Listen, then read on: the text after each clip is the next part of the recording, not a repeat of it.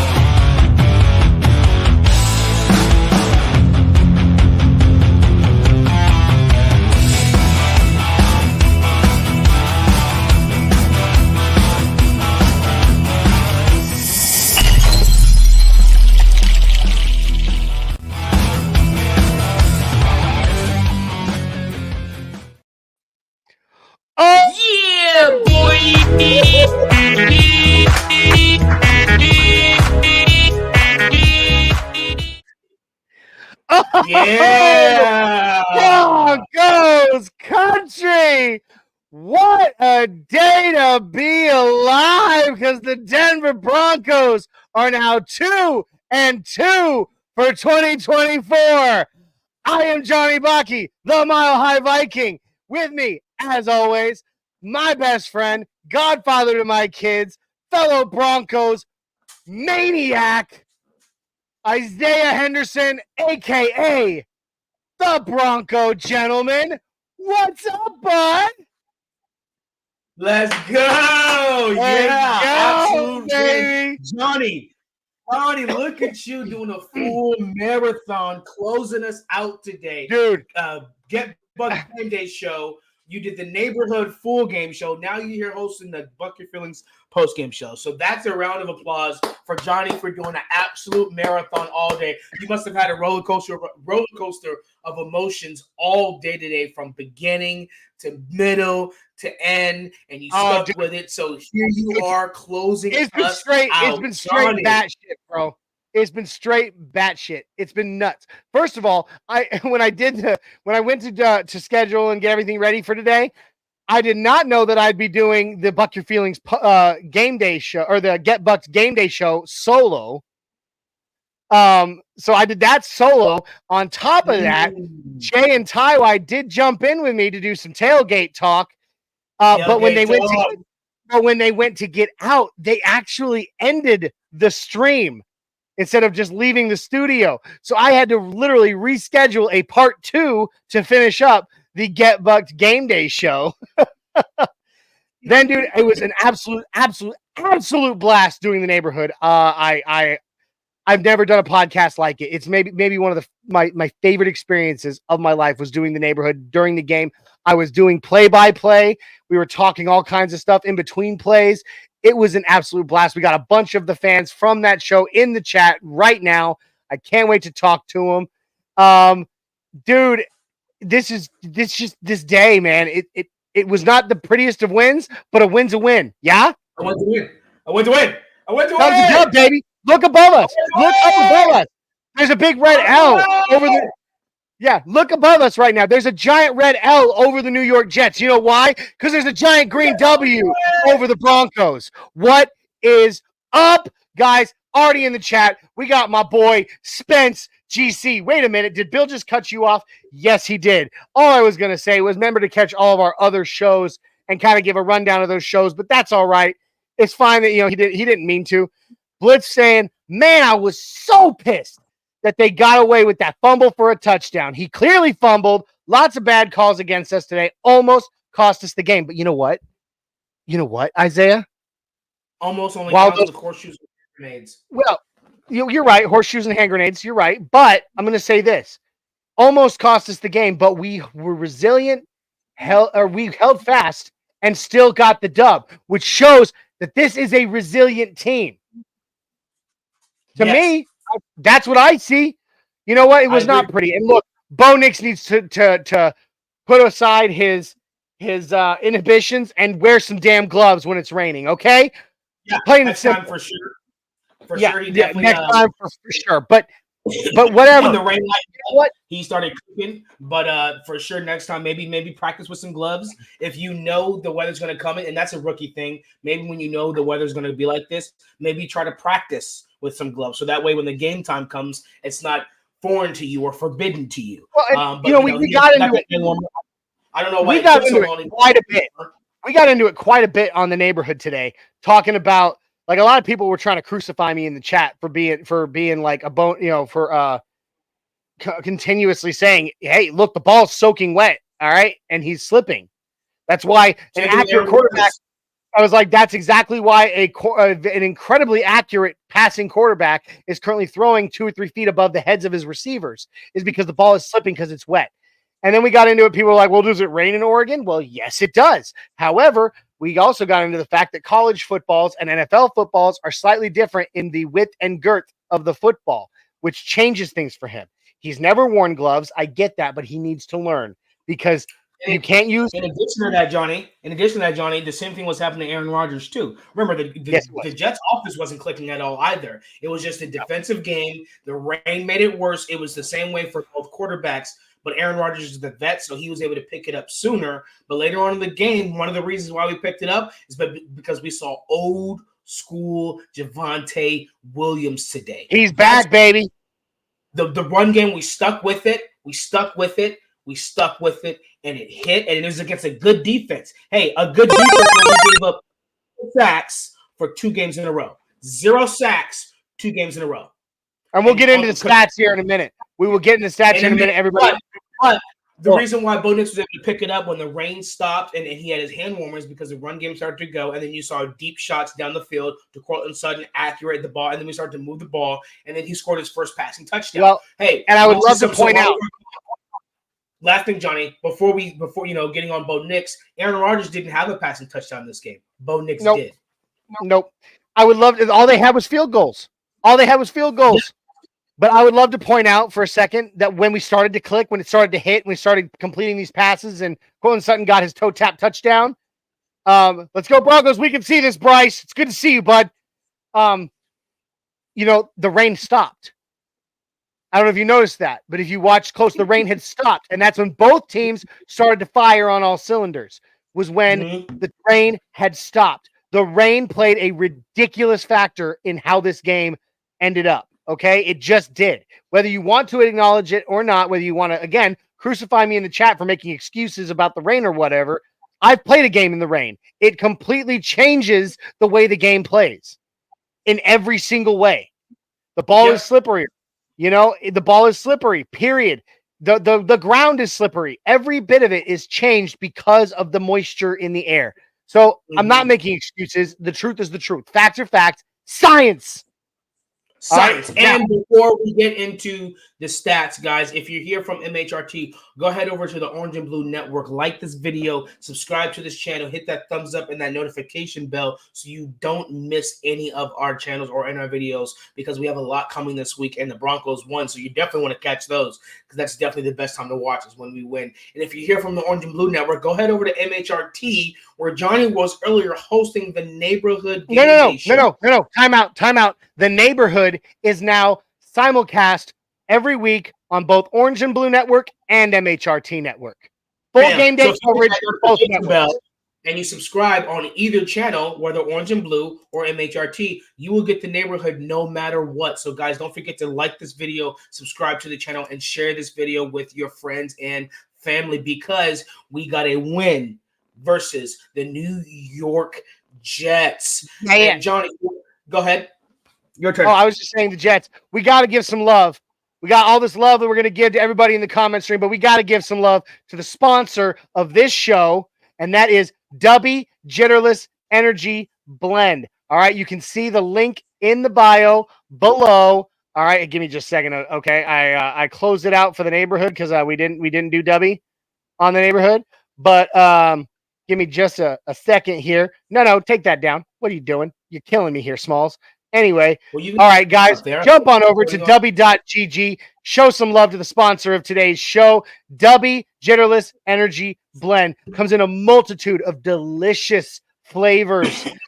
The best part about it, every single cup of Dubby has 2 cups of coffee worth of caffeine to get you going throughout your day. But you're not going to have the jitters or the crash that other energy drinks give you. No, because Dubby has no sugar. It has no calories. It has no maltodextrin or fillers or artificial colors. It's nothing but amino acids, B vitamins, and then nootropics that keep you sharp, including their patented Neurofactor nootropic. Good stuff, guys. No jitters, no crash, and it gets you going for your day. All those wonderful flavors. It's definitely the way to get your own dub. The Broncos got a dub today. This is how you get your own dub. All right. And I'm going to make that dub even sweeter because when you're in the checkout over at w.gg, you're going to punch in code NRWOB10. That's NRWOB10. That gets you 10% off your order. Go on over to w.gg and teach me how to dubby. Boom. Yeah. All right. Let's go, Johnny. No, dude, I'm going to jump into the comments because the comments are exploding right now. Yeah, let's see what we got. We talking about. We got D-Rock in the house. The D is back in Denver. No Diddy. Love it. Yeah. Donalda Parker, new name to us in the chat, giving nothing but orange and blue hearts with that beautiful profile pic of the Denver D. Here's to you, Donalda. Welcome to the Orange and Blue crew. That Denver D was came up big today. Yes, no Diddy. It definitely did, and that's something we're definitely going to talk about. Spencer GC in the comments says, absolutely start the post-game beer fest early. This is how we do it in Broncos country here in Santa Clarita. Santa Clarita! That's the right in front of the San Fernando Valley where I grew up. Okay, Johnny, it's 0-0, and I just popped open. I popped open 2 beers. Spence and I have been having a beer off. Yeah, during the neighborhood. Go ahead, Johnny. What? I was going to say during the neighborhood, Spence and I were having a beer off. So, who won? Yeah, I did 9-8. So interesting. Oh wow, you are not representing the San Fernando Valley very well, Spencer. You're not representing LA very Avatar. well. So we're gonna have to talk about that on the side. Avatar comes in and says, "I had a great weekend with Navy and CU, and Broncos win today." Yeah, you're having one heck of a weekend. Fantastic. G Money 88. G Money. Yeah, no, not to me. G Money. Nope, I know G Money. LFG Broncos defense won this game. This team is going to put us through a lot of stress this year. Yes, absolutely. And if you go back from the game day show to the neighborhood to the post game, you can see Johnny's stress on his face. You can go back and I don't know what you're talking about, dude. I had nothing but nonstop energy the entire time. Stress energy. Blissby reference says defense looks scary. Defense looks scary good. Yes, this was a test. And the defense just needed to all year. Week 1 we allowed 20 points, but had 26 points, but had 2 safeties. And then week 2 against Pittsburgh we allowed 13 points. Week 3 against the Buccaneers we allowed 7 points. Week 4 against the Jets, who are supposed to be another hot offense, 7 points. So yeah, the defense looks 9 scary, points. Isaiah, 9 points. Good. 9 points. Forgive me. 9 points. Thanks, Sean. You're welcome. D-Rock says, they're extremely intoxicated because I'm listening to Creed with arms wide open. Broncos country. Yeah, a win does that. Hey, listen, you know what? You know what? I am not ashamed. I still love Creed. I loved Creed when they were really coming up in the 90s, and I still love Creed. I have no shame in it. with arms wide open. I love it. We're getting an update with the Chiefs Chargers game. Chargers up 7-0, and KC just fumbled. Avatar just says the same thing. Unfortunately, Chargers fumbled, yeah. and KC fumbled. So they're going back and forth. But let's see. But wait, Blitz saying, go ahead. Blitz says, my dad and stepmom live in Denver, and they called me during the game and said, hey, at least next week we're in Denver, and it's 85 degrees. Yes. So you know what that means? That automatically means the offense is going to be that much better. And the reason why I say that is because when the conditions got better, even though the yards don't say it, we moved the ball down the field, not only just scored the only touchdown in the game, but in addition to that, when they came down the field and kicked the field goal, we came back and answered to take back the lead. That's huge. That's the second week in a row we did that. We did that against the Buccaneers in week 2. We came back and answered. So that definitely gives confidence to our defense. D-Rock says, so I picked the Jets to win, and I'm drinking my race relations liquor. Whiskey and vodka. Well, your body's about to let you know that integration is not good. All right, moving on to the next whatever. Shut up. You and me. Come on. You and I are ebony and ivory. You know, we are race relations, okay? Yes, all right, real quick. Yeah, right. Spence comes in saying, Johnny, isn't the real sponsor of the show 2 Alcohol, the cause of and solution to all of life's problems. D-Rock says, is our Denver Broncos defense the Debo of the league? Yes. I think so, because we went into Tampa Bay and our defense was elite there. 7 sacks, and then we came into Green Bay, not Green Bay, I'm sorry, because New York, and sacked Aaron Rodgers 5 times with 14 quarterbacks. By the way, I want to say on Nothing Rhymes Orange and Blue, what did I predict for sacks, Isaiah? What did I predict for sacks? Did you say 5? I said 5. I said 2. You did say 5. All right, so Johnny coming in with the perfect number of sacks and hosting the whole day marathon. He had a Broncos Country marathon, an Orange and Blue Network marathon, Orange and Blue Network and MHRT marathon. It was fantastic. Avatar says losing Bidet hurts. Yes, it does. But Javonte Williams and Jaleel McLaughlin stepped up, especially Javonte. He came in, and you can tell he had enough. He can tell he had enough. And at one point in time, he had a big run, and he looked to the sideline. He did this to Sean Payton. He said, hey, feed me. And so that was ball. And so we were able to move the ball down the field because that run game got going. And so I absolutely love that. It's absolutely fantastic. Chargers up 10-0. Chargers are up 10-0. Lorenzo Lualua. Is that a new name? No, hold on. Yeah, that is a new name. Lorenzo, here's to you. Welcome to the Orange and Blue crew. Mama Baki in. Hey, Mama. Happy day, my sons. Go. Yes. That's right. My mama has officially adopted Isaiah as another son.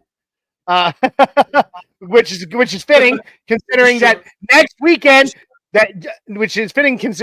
weekend Isaiah and I will be in Denver for the Broncos Raiders game, and we will be sleeping at my mother's house. Sleepover. That's right. Sleepover. Richie from Canada. Hello, both of you two. Hope all is well. Hope all is good for you up there in Canada, celebrating this Broncos. When Denver, Jay, the Denver Dream Weaver, comes in and says, "We saw, we came, we saw, we conquered." Yes, Vinny Vici, baby. Let's say it. Let's say it in the original Italian, Isaiah. Vinny Vici. We came, we saw, we conquered. Oh, I love it. She said, "Now pouring beer number 4. Good focus with wife on shopping." Yeah, no, dude. Here's the deal. I would keep up with you, except these are my last 2 beers. I can't, keep up anymore. I don't have any more beer to drink. So Dylan Kuhn comes in and says, "Did we win, Johnny? New name?" Yeah, dude. No, Dylan. Dylan, we won, man. We won 10-9. Broncos over Jets. It was a close one. It was a struggle, but we did win. We went in there and we won. Hang on one second, Isaiah. Keep it going. Yeah. Blitzby Repton comes in and says, defense didn't miss a beat without Singleton. That's very important. Justin Sternad came out like a bat out of hell. He first play of the game had a sack, immediate sack. Then he had a tackle for loss. Immediately just came out. We also had a forced fumble. So yeah, Cody Barton definitely played a good game. The run game, we shut down the run game. We did exactly what we needed to do. Dude, we didn't shut down the run game. We made Breece Hall irrelevant. Irrelevant. He might as well not even be playing professional football this week. Okay? Like, his name shouldn't even appear on a roster. We made him that irrelevant to the outcome of the Jets in the game. Our defense, listen, this week, the Broncos defense were given a new nickname. I talked about it in the Get Buck Game Day show. I talked about it during the neighborhood. The Orange Rush. It's not the Orange Crush anymore. It's not the Orange Crush. It's the Orange Rush. And that is what we saw. That is what we saw. I mean, come on. Aaron Rodgers, notorious for escaping pressure and sacks, took 5 today. And Breece Hall, non-existent. The run game, anemic for the Jets. Yeah.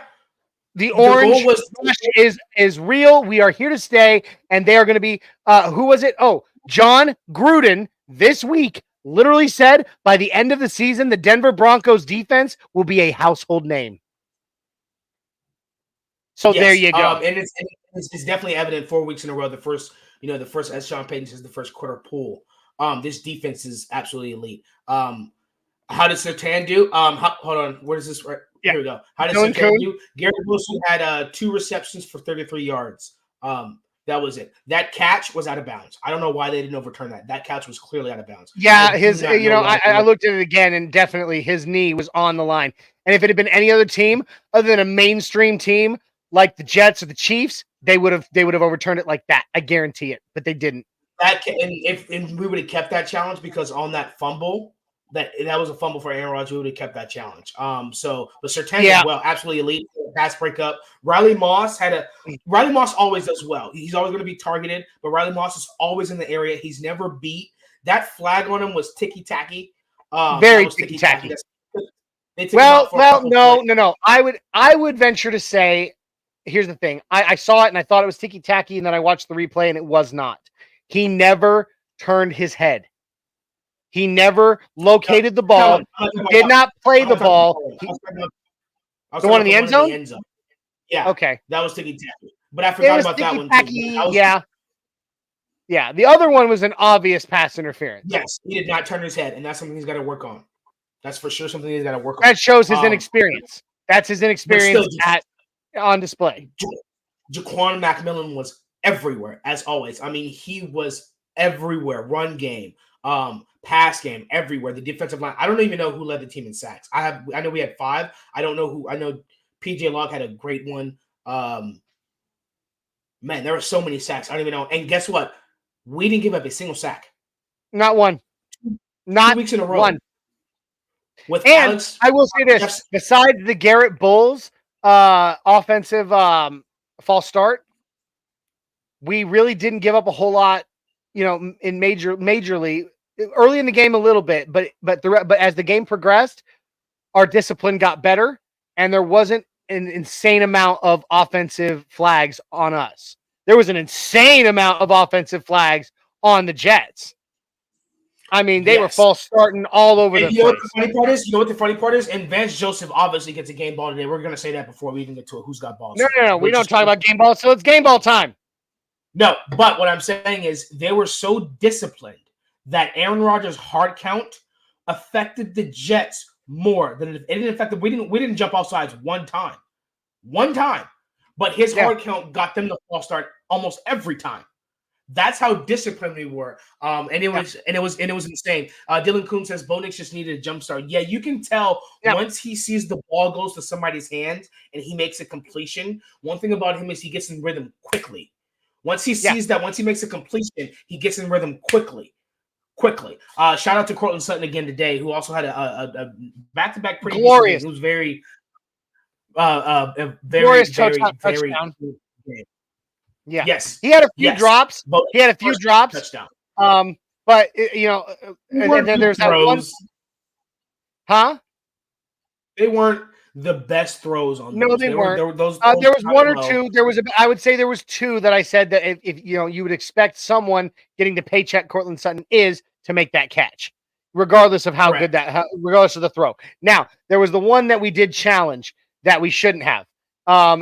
It was, from the pylon angle, it was obvious the ball had gone through his arms, bounced off the turf, and up into his belly. It was absolutely obvious. I originally, when I first saw it, and I tweeted it, when I first saw it, I thought it was a completed pass. I thought he caught it too. I did too. Until you saw the pylon angle. And then you were like, once nope. You saw it, it was, oh, man. I was like, oh, man. Now, I want to say this. I'm going to give a huge shout out because I know he's in the chat. He's in the chat and he's watching, to G Money for what he stated on the neighborhood today. He said, we just need one big play and we'll get going.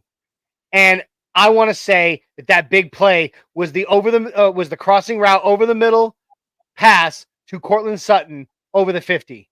It was an absolutely glorious pass. And the moment that happened, that's when the Broncos began to march. That's when Javonte Williams' running game woke up. It was a momentum changer. And for those that just don't really watch football or don't understand football all that much, literally a single play can change the entire outcome of a game that way. It's literally a full momentum shift. But let's talk some stats here, shall we? Let's look at this. Bo Nix, not the best, but I'm going to give him some props here. A little bit, all right? He was 12 for 25, so less than 500. Not good for the day on passing. Give him a lot on slippery ball and, passes that sailed above his receivers' heads as a result. I'm going to give him that pass. He had 60 yards and his very first NFL touchdown. I thought you said go, Bo, go. Yes, I did. I said that.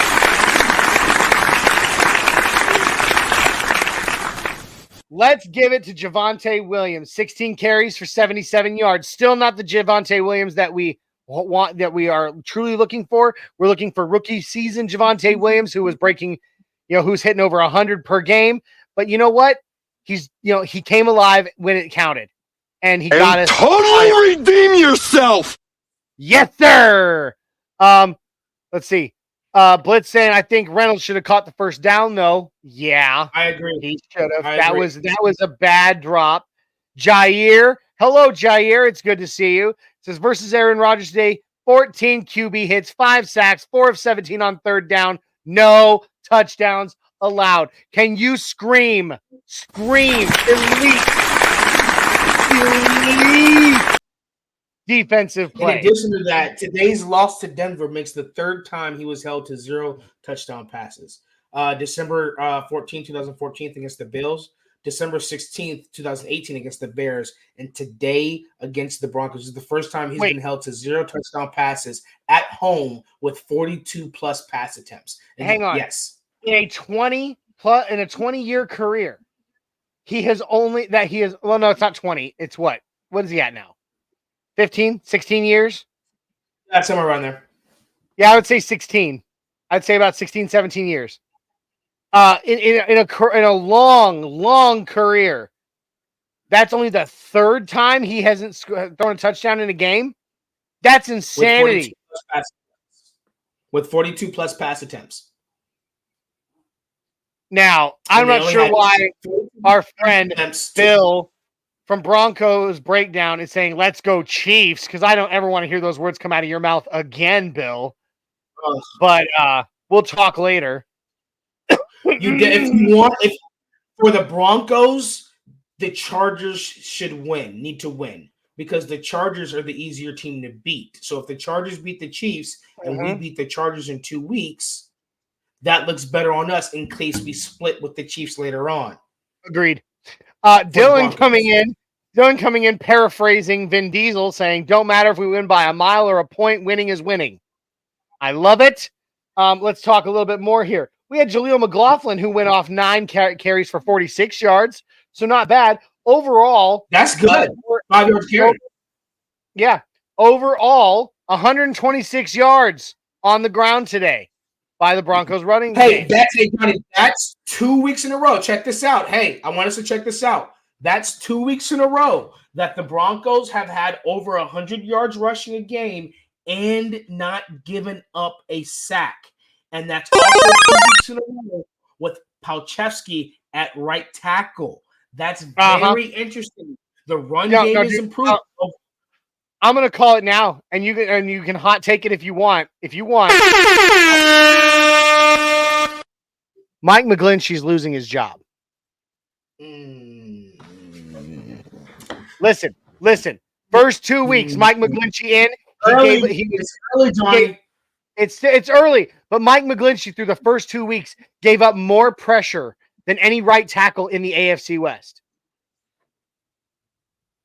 That's okay. You got stats. I believe. Yeah. That's bad. Okay. Palchevsky comes in. Boom. Those pressures gone. Mike McGlinchey is overpaid and overrated. Hot take. Richie says, sorry, Johnny, I already called that. I own that hot take. Richie, we would normally give it to you, but you're Canadian, so America wins. Johnny gets the hot take. All right. I think that's a common hot take, though. Go ahead, Johnny. Let's move on to receiving. Cortland Sutton, 3 receptions for 60 yards, catching Bo Nix's very first NFL touchdown with a beautiful toe tap at the back of the end zone. What? Love it. Beyond that, passing. Hey, Johnny, hold on. What? That's all of Bo Nix's passing yards. Yeah, it is. That's all of Bo Nix's passing yards. Well, almost. Michael Burton somehow managed to get 1 for 3 yards. And Javonte Williams somehow managed to get 2 for 3. Some of those are unfortunately, Troy Franklin had 2 for -2, and Tyler Bidet had 2 for -4, which brings us back. So, it was not a good day passing. Yards. Yeah. Now, Tyler Bidet, my bad, gets a fumble on the day. Shows he's got to learn to wrap that ball up, man. Like, you watch him, the way he tucked that ball under his arm, under one arm, he didn't here's the thing. I might understand that fumble if one, it was raining, okay? It was raining hard, makes the ball slippery. We've already established that. But even in the best of conditions, even if it was not raining, the way he tucked that ball, you better be freaking using your other arm to block. You better be doing something if you're not wrapping it up, especially in the rain, that free arm better be doing something. And it was doing nothing but running. Nothing. And so when he took that hit, and prayers for him because he got hurt. He was on a backboard, which means if they suspect a possible spinal injury, God, please bring your healing hand down upon that man. But the fact of the matter is, if you are going to release the ball from the full, security to half security, the free arm better be doing something. And it wasn't doing jack squat. Not acceptable, dude. I'm sorry you got hurt on that play, and I hope you get better. But man, it's ball security. Because when I was playing, if you fumbled the ball, you were benched. Did you know that? I mean, did I ever tell you that, Isaiah? If you fumbled the ball, you were benched for the rest of the game. Common. Yeah, that was common. It's and that was our only turnover. My coach in high school. Now I get it. I'm sitting here, former high school player, sitting here talking smack against pro football players. Okay, I get that. I never played pro, and I didn't have the talent or any of that to do so. However, my coach had his 10 commandments of football. And you know what commandment number 1 was? Thou shalt not fumble my ball. No. Rule 10, 10 commandment of football number 1 by my high school head coach. Thou shalt never fumble my ball. I mean, it was that simple. Never. He had that on there. I mean, he said it every week. Defensively, let's talk some defensive stats because the defense owned this game. PJ Locke led the team in tackles. 10 total tackles, 8 solo with 1 sack and a tackle for loss. Woo! Woo! You know what? I miss Alex Singleton, but right now PJ Locke picked up some slack for him. Those are Alex Singleton stats. I know, but get this. Are you ready for this? Yeah. The other inside linebacker picked up the same slack because Cody Barton's got 10 total tackles with 4 solo. I mean, what? Dude, Riley Moss, 8 total tackles, 7 of them solo. He's a great tackler. 4 solo. Zach Allen, 5 tackles, 4 solo. Brandon Jones, 5 tackles, 3 solo. Justin Strnad, 4 tackles, 3 solo. I mean, listen, that's what? 1, 2, 3, 4, 5, 6? 6 out of 11 players with 5+ tackles on this game. It was a total team effort. From beginning to end, total team effort. Here's the thing. Justin Strnad had that initial sack on the first play of the game. And he forced a fumble, by the way. He forced the fumble. Oh, no, he didn't force a fumble, but he was right there. It was either him or it was either going to be him or Riley Moss that came up with that ball. And he was ready it was Brandon Jones that forced it, Riley Moss that recovered. Yeah, it was Brandon Jones that forced it. But, I mean, here's the thing. Going all the way down. Every single defensive player on this team had at least 1 tackle this game. Every single one. So go through what the sacks. Go through because we have 5 sacks. Go through those. All right. So sacks. You had PJ Locke with a sack. You had Justin Strnad with that initial sack. JFM, Jonathan Franklin Meyer got 1. Nick Benito got 1. Malcolm Roach and Jonah Ellis split for a half sack each. So that equaled 5. So, I mean, I called it too. I called it this week. I said 5 sacks. What's up? 14 quarterback pressures. 14 quarterback pressures. And I think it was how many quarterback hits? So this defense isn't a fluke. It's consistently elite. Maybe the Seahawks and Steelers are better. Maybe the Seahawks and Steelers are better.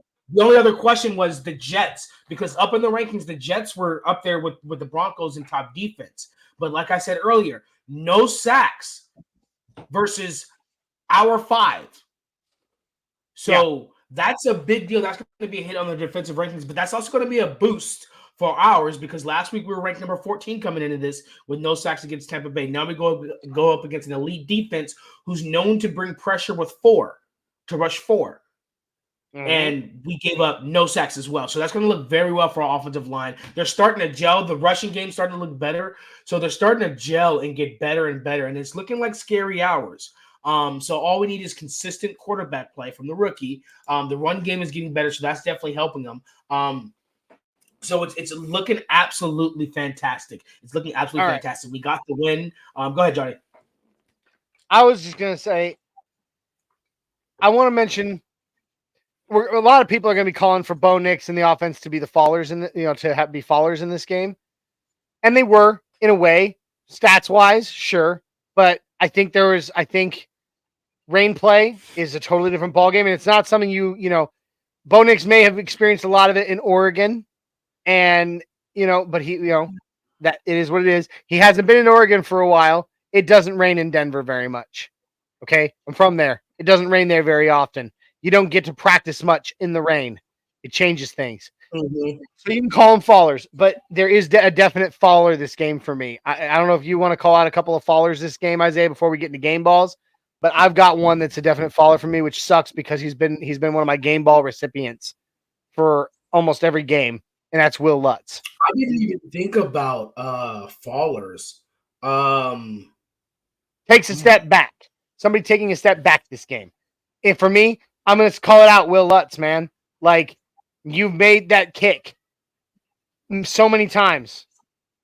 And I hear your opinion. I wouldn't say step back. It's his first miss of the season. Yes, it is. And it didn't cost him. It's his first miss. He made the other ones. It's his first but miss. It didn't cost us, but it had major potential to cost us. It could. We know I wouldn't say it was a step back.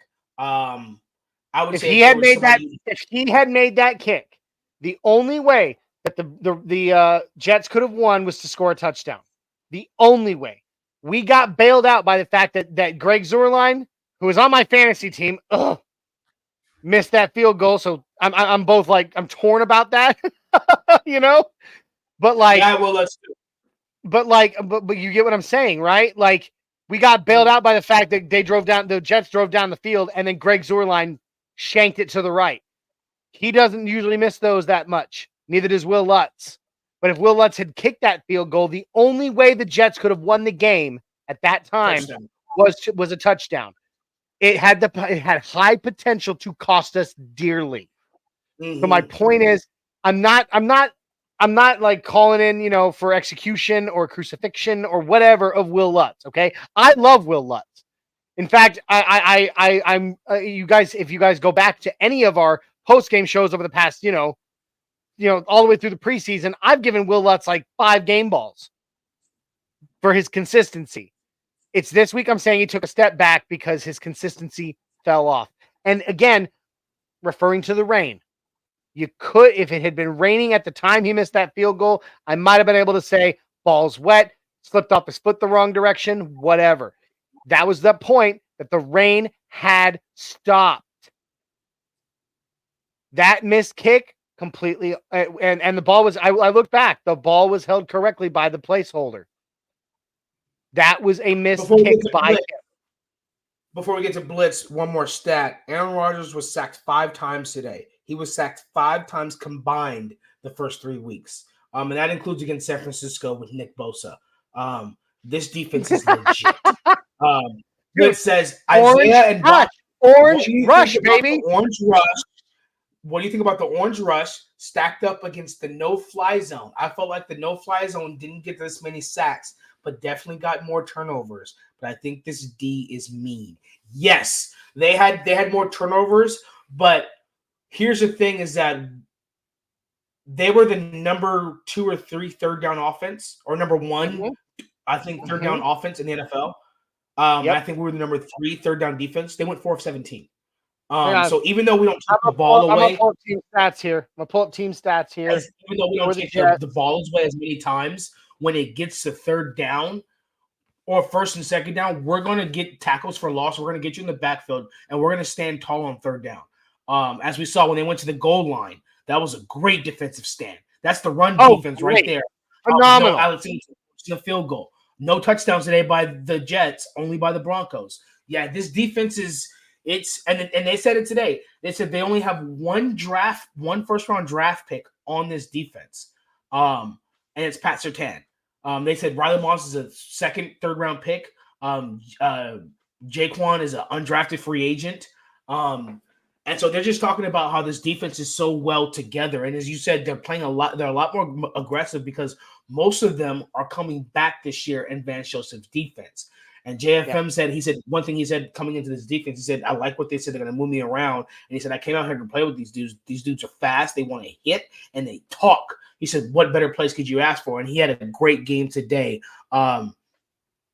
So it was crazy. Blitzby says it was 10 miles per hour winds, though, Baki. And a 50-yarder, that's okay. Kick, all right. You're right. You're right. That wind makes a difference. I didn't realize, you know what? I'm gonna sit here and I'm gonna eat my crow. I forgot to take into consideration the wind, and I didn't even know that the wind was blowing that hard. So, all right, so that makes the throws for both Aaron Rodgers and Bo Nix come into a different perspective as well. As not only is it wet, but the wind. So you're throwing with the wind or against it, so it's either sailing high or it's coming up short. Aaron Rodgers had a lot of throws that were short. Bo Nix had a lot of throws that just sailed. All right, so then I will eat my crow right here live on the show, and I will take back my Fowler statement about Will Lutz. Fair? Fair. All right, cool. Now, I see another comment here from KB82 saying Breece Hall had 4 yards, I think. Breece Hall, he had 10 carries for 4 yards. That's what I'm saying. We literally made him a non-factor in the game. What about their backup running back, Braylon Allen had 8 carries for 34 yards. He was their top rusher of the day. 4 yards a carry. That's not bad. That's. Here's the funny thing. Here's the funny thing. Their second best rusher today was Aaron Rodgers. 26 yards rushing by Aaron Rodgers today. Yeah. But Breece Hall had 4 yards. Here's the thing, Johnny. This is unfortunately I was at church this morning. So when we have noon games, I'm not going to make the game day show. But we're 2-2, 500 on beating the Buccaneers and the Jets going back home against two division opponents. We've got the momentum. This defense is, they're licking their chops. And I wanted shirts made, Johnny. I want to see if we want to get this done because I want to do it before anybody else does it. And I want underdog shirts. But it's under DAWG because we're not just underdogs in every game, but we have actual dogs. And you can tell from our defense because there are a bunch of no names that nobody really knows. They're undrafted. They're second or third round. Only one first round pick. Then you got Zach Allen who's having an elite year. Jonathan Cooper who's having an elite year. Riley Moss who's doing very well for a cornerback too. Brandon Jones stepping up, turning out to be a turnover machine as well. Then you got Justin Sternad stepping in. Cody Barton stepping in. Alex Singleton who came from, I think he played in the USFL, then got a 3-year contract. So, this Jaleel McLaughlin, you got these underdogs. Not just these people who are just counting out, but these people who come out and are actual dogs. They got that dog in them. And you're starting to see that with this defense. D-Rock comes in and says, 6 pieces Crow Nuggets. Go Lakers. He's talking about you with eating crow for taking a step back for Will Lutz. It's very, very, very interesting. And I think going back home with the weather good, I think, Sean Payton seems to be the coach where we break the streak. Check it out. There it is in the comment stream for you, just for you, Isaiah. We are making it a thing, and it will be a new shirt. Post it. Heard it here first.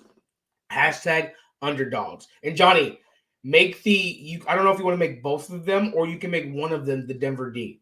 So you make sure it's specific to the Broncos. You got it. Post it. Or heard it here first. Something similar anyway. Yes. Hashtag underdogs. Because that's who we are. That's what this defense is. The Orange Rush.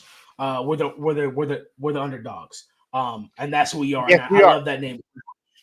Orange Rush. All right. Right. Bring us to our segment. Well, hold on real quick. I do want to give another shout out even before we get into game balls to Pat Surtain, okay? Garrett Wilson got more yards than any other wide receiver has this season against Pat Surtain today. But PS2 still managed to shut down Garrett Wilson pretty much all game. Because because I want to, I'm going to bring this up. Garrett Wilson had 5 catches for 41 yards. All right. It's more than any other wide receiver's gotten against Pat Surtain this season. However, space. Those 41 Garrett Wilson. Two of those receptions, only 2 of those receptions were against Pat Surtain. So against Pat Surtain, it was 2 receptions for 33 yards. Yes. So you know what? I'm totally still behind my PS2 here. I think he's worth, I said it on the neighborhood, not only is he worth every penny that we have spent to extend his contract for another 4 years. But he's worth more than that to me. I think that dude is an 100%. Absolute animal. Absolute animal. It's rare to have a cornerback. People want cornerbacks with interceptions, which is great. But Pat Surtain has brought a different element that's different. Where quarterbacks of old would target, like, Jerry Rice against Deion Sanders. You would throw to Jerry Rice. You just wouldn't just stay away from him. And, Deion Sanders got interceptions. You would target Darrelle Revis. You would throw against his way. He would get interceptions. They just don't target Pat Surtain. And that's different than what we've seen. Where you do you know who the only other player that off the top of my head I can think of that was like that shut it down like that way? Champ Bailey. Champ freaking Bailey. I mean, it's like PS2 is the reincarnation of Champ Bailey. Mm-hmm. He is literally he's making his side of the field invisible to the quarterbacks. They're like, no, I ain't throwing over there. No way. Not a chance. And we have our pass shout out to PS2. Not a single pass interference call this week on him. So he had That's 2 weeks in a row. He didn't have one against Tampa Bay either. You're right. He didn't. It was in week 2 that he had that. So he definitely had a good bounce back game. 2 weeks in a row of a good bounce back Big game. time. Oh yeah, I'm sorry. Rich Rich gives me a little bit there. He says, "Sorry, Darrelle Revis was similar to that as well." Yeah, that's right. He was. She says, "I want a cornerback who catches touchdowns." Travis Hunter. If I'm being honest, we don't need Travis Hunter because if we don't have him on both sides of the ball, we're wasting his talent.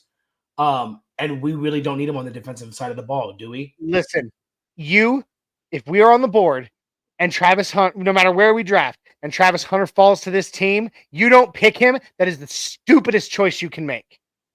No, not with all the needs we have. I don't think you're right. Okay, I hear what you're saying. And I don't want to get too much into it because we still got to do game balls. But I hear what you're saying. But the thing is, even if you're not using him, utilizing him on both sides of the ball all the time, you can slot him in anywhere. He can play cornerback 1. He can play cornerback 2. He can play nickel cornerback. He can play wide. He can play the X, the Y. He can play the slot. The guy is literally. Here's the thing, Johnny. On defense, he would play defense on occasion. He wouldn't get meaningful snaps because we don't need him to give meaningful snaps. That's wasting his talent. I think if he's there, maybe you trade back. But if I'm being honest, we have so much more needs than a guy that we may or may not use the right way. Okay, but you don't let him fall to another team either. If I'm and that's fine. If that's fine. But if you guys, I'm just saying. Yeah, here, KB82 right there. I 100% agree, Johnny. Travis Hunter way too special to pass up.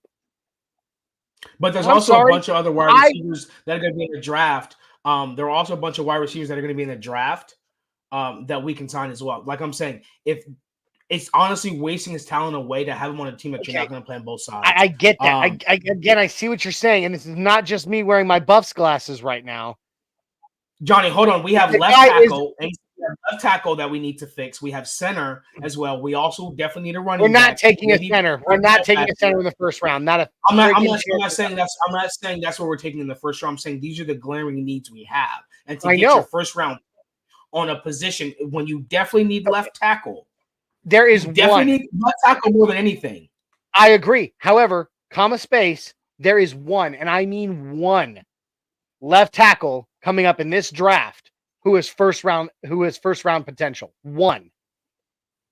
You don't get him, you do not waste your first round pick on a second or third round left tackle.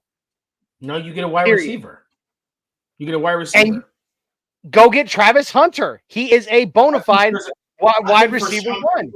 I think for Sean Payton, there's definitely better wide receivers in that draft. And like I said, I don't want to waste this guy's talent because he's going to want to play both sides of the ball. And right now, look at our defense. You know what you're talking about? That there's better wide receivers. There are other great wide receivers. Sean Payton's system.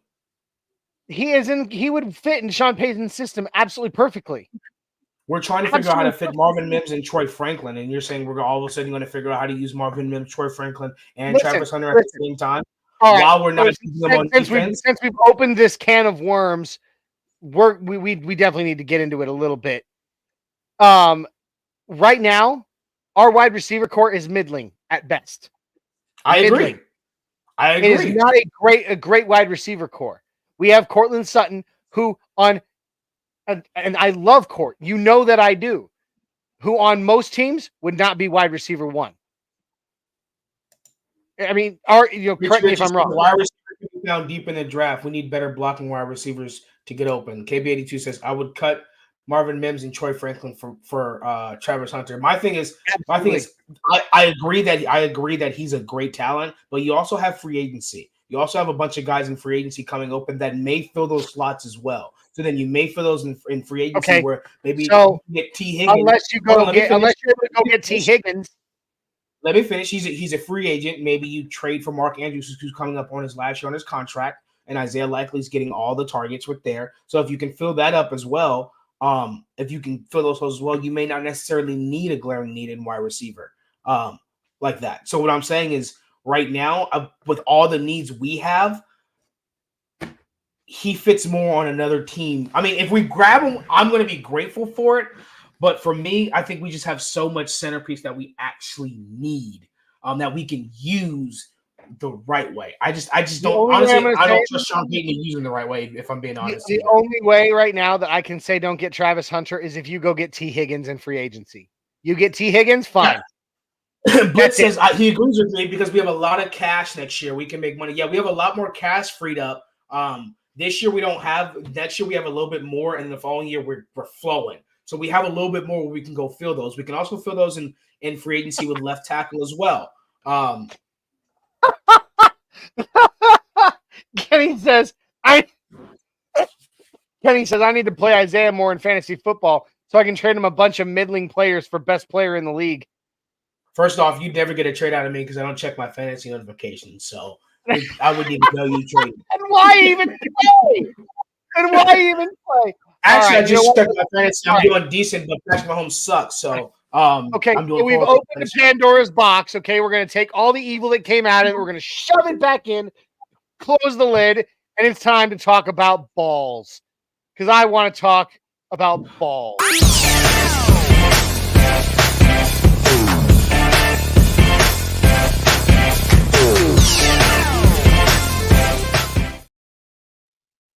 Balls! Balls. It's time to talk balls, guys. Isaiah, how do we want to? I'm feeling like since it's just the two of us today, we can each justify 3 game balls apiece. Okay, 3 and 3. You feeling it? Okay. Yeah. All right, guys. It's time for Who's Got the Balls, where we talk, where we give Orange and Blue Network, MHRT, game balls to those deserving of it. Isaiah, please start us off.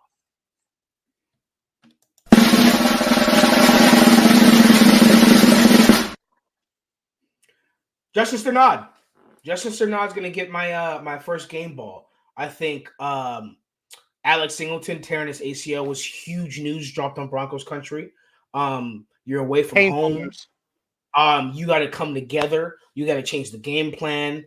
You got to figure out who's going to step up, who's going to do what. This was Justin Sternad's first defensive snap since 2021 where he completely blew it against the Cleveland Browns. And he's been a special teams player since then. He stayed with the team. We've completely kept him. This is his 5th year. He's on his final year of his rookie contract. And so we signed him as a pass coverage linebacker, but he suffered in the run game. Is it sad that it feels like it's been longer? It feels like it's been much longer. It feels like it's been much longer. But he comes in with his first defensive snaps. The first I look is, it's Justin Sternad starting. I tweeted that. I wanted that. I thought that. I figured he was next up on the depth chart for who knew the system. And then he comes up first play of the game. He gets a sack, tackle for loss. He's in there all game. I think it was fantastic. He came up and he even had a pass breakup and pass coverage because they said he played safety first and moved to linebacker. And so he's known as a coverage linebacker. That was definitely shown. So he showed it in preseason. He finally got his opportunity and stepped up. And like you said, we really filled that Alex Singleton hole really well. And I think that's definitely a big shout out to Justin Sternad. So he gets my first game ball. I love it. Isaiah went defensive for his first game ball. I'm going offensive though. It might be kind of obvious and a bit of a cop out, but I'm giving it to Javonte Williams. Rough start to the game. He just as it has been, as every game, this entire season, and on top of that, for the last several years. Excuse me, sorry, Afghanistan lungs. Clayton says, "Smash that like button and share, guys. Smash that. Do it. You want to. All right, Jay. I'm not done talking about my game ball, but Jay agrees with me. My cousin, the actual host of this show, who isn't here today because he is at the game or was at the game. I don't know where he's at now. Says my ball goes to Pookie because he had the best game of the year by a lot, and I agree. Great timing. It was perfect. I agree. Okay. Again, as I was stating, started the game kind of slow as he has been, but at the moment we needed him to wake up the most, the dude woke the F up. and he took off. We started seeing the vision that we missed from him. Okay, I'm going to say this. As a rookie, the dude was about nothing but breaking tackles, right? I mean, we saw him backpacking dudes for 20 yards, whatever. But one thing he lacked was vision. And that was one of the things at that time as a rookie that we said, God, I just wish he could see the field better. I wish he could find the holes better. Because, I mean, he wins Red Rover 10 times out of 10. But we need him to see the holes and see the field better. Well, here's the thing. Today, we didn't see a Javonte Williams that was just backpacking dudes and busting through the defensive line. No, we saw Javonte Williams who goes through the line, sees two different holes, makes two different directional changes, and spins through for a first down. Something that we missed from him. Quick and explosive. He looked quick and explosive. He looked much better today. Slow start, but once he woke up, he woke the F up, and we saw a side of him that has been missing. So I'm definitely giving Pookie Williams my ball, my first game ball today. Here you go, buddy. Catch that. All right, I'm gonna go. Nice catch. A little bit of a lag because you're in Portland. I'm gonna go with. I haven't watched the film. I have not watched the film, so this is gonna be tough. Hope not. It doesn't come out until tomorrow. Now there's two, and I'm gonna let you guys. Actually, you know what? I'm gonna go Quinn Miners. I was gonna go Paucho, but I gave Paucho one last week. I'm gonna go Quinn Miners. Rough start to the year. These last couple games, lights out. This year was a big task. Last week, our interior offensive line gave up no pressure. Quentin Williams, all-pro defensive tackle. That front four brings pressure by themselves without blitz. Can we hold up? So I know Quinn Miners had his one-on-ones, and we held it down. So I'm definitely going to go Quinn Miners as my second game ball. And I'm going to say this. He opened up several holes. Yes. In the A gap between him and the center for some of those amazing runs we saw out of both Javonte Williams and Jaleel McLaughlin. Agreed. So I definitely agree. Well done. All right, drop back. Back blast area, you clear. Johnny. Backfire. Dude, way to mix Army with football. Which, by the way, guys, I know there's plenty of people in here who are watching this for the first time, watching this show for the first time. Isaiah and I are real life best friends. He really is the godfather to my kids. We live about 45 miles apart. Yeah. See each other all the time. And he really is my real life best friend. And we met in the Army. He was an infantryman and I was his medic. So there it is. So we have that bond that just you cannot quantify. But okay, my turn, isn't it? Cheers. Cheers, Clayton. Thank you for coming in and correcting us. Normally we ask and we drop the ball on that. Well, no. Johnny didn't have the ball. Let me finish.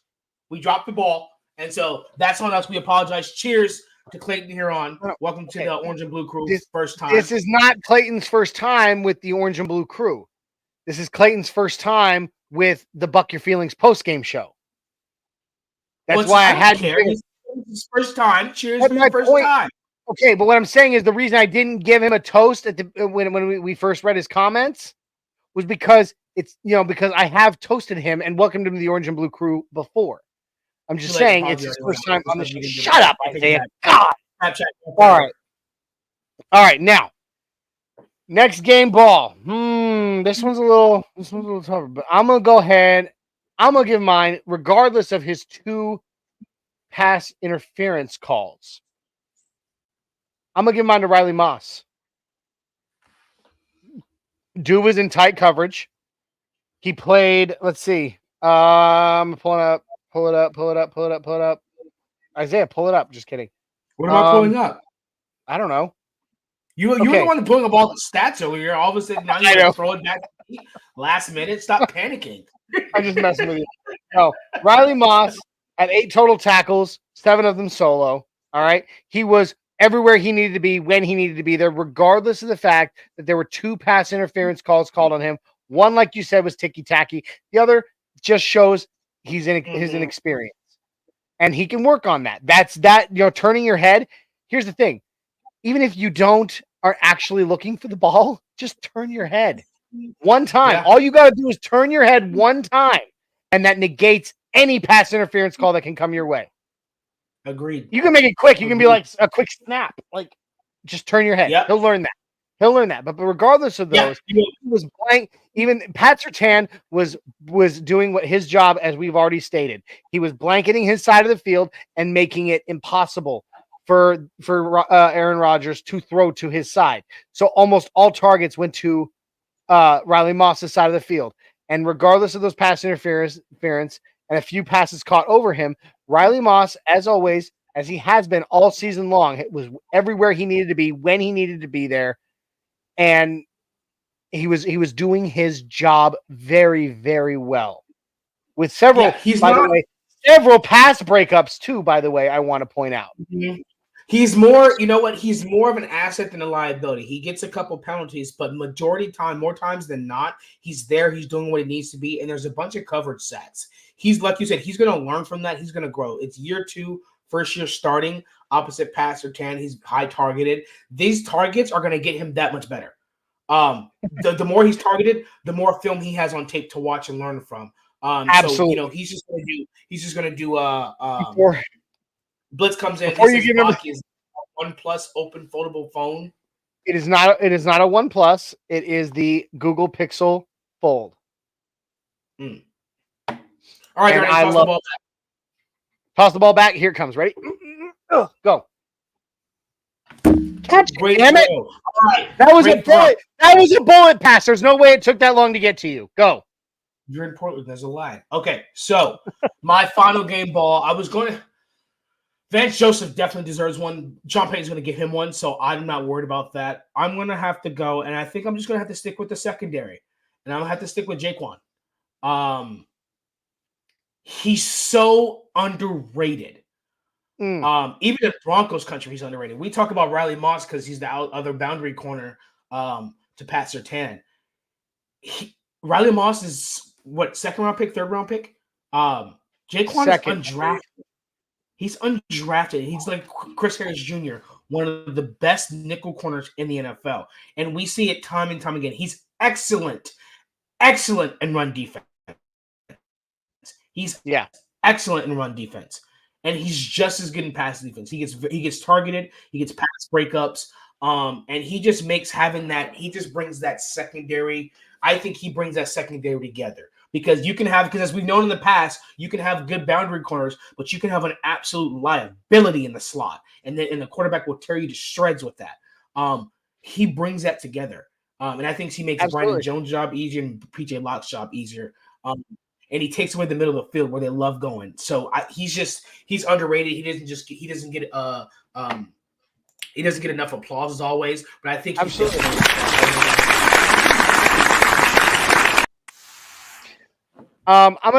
show a little love in the chat to a new name on this. Look at you. Okay. Oh, new chat. I caught it. It was a little late, but I caught it.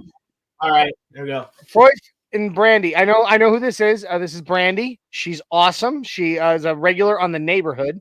So here's to you, Brandy. Thank you for joining us. Yes. And welcome to the Orange and Blue crew. So glad we won. Absolutely. I'm actually okay. You're gonna get mad at me here.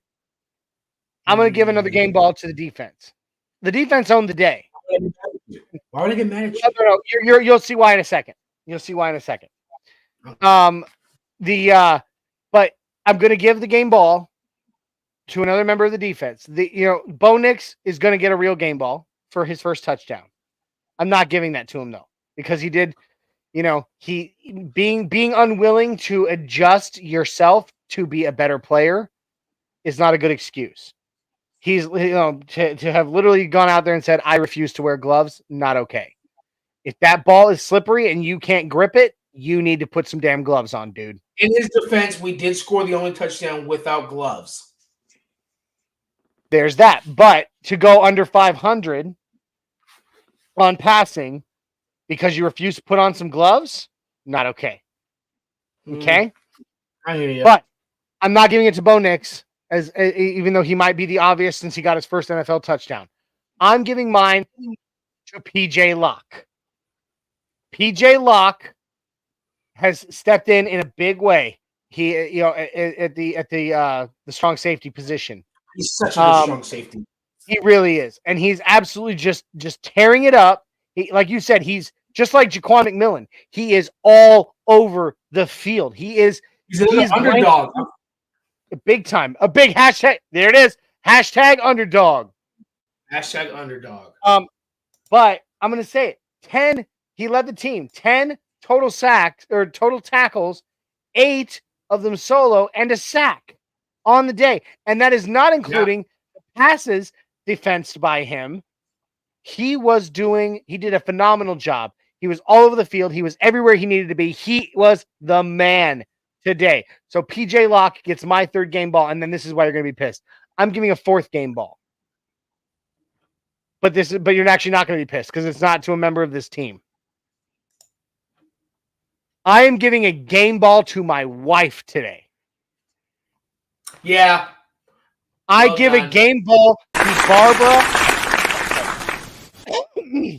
I am giving a game ball to Barbara Baki for willingly sitting by, being with the kids all dang day long, cooking lunch and taking care of everything while allowing me to do a marathon of 3 consecutive podcasts for over 6 hours.